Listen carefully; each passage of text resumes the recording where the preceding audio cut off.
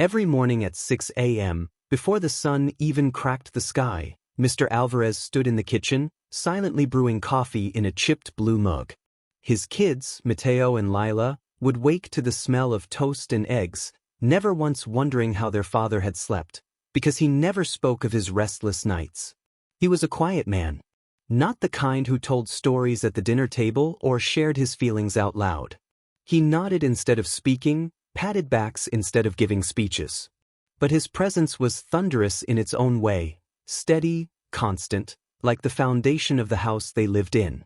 What his children never knew, not until much later, was what he carried. They didn't know that he skipped meals some days so they could have seconds. That he once sold his wedding ring to keep the lights on after the layoff he never told them about.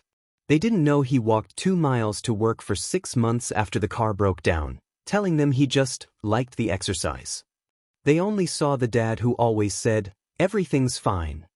But behind that calm, measured voice was a storm. A swirling mass of worry, fear, exhaustion, and guilt. He never let it leak into the light.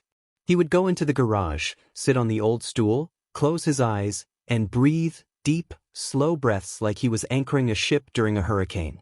That was his therapy. That was his breakdown. Alone. Silent. On Father's Day years later, Mateo gave a speech at his graduation.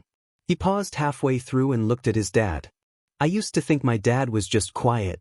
Now I know he was carrying storms we never had to see. He gave us peace by shouldering the chaos himself." Mr. Alvarez didn't say anything then either. He just smiled with glassy eyes and nodded. But for the first time in his life, he felt seen, not just as a father, but as a man who fought a war every day and never asked for a medal. And maybe, just maybe, silence was never emptiness. Maybe silence was sacrifice. Maybe silence was love.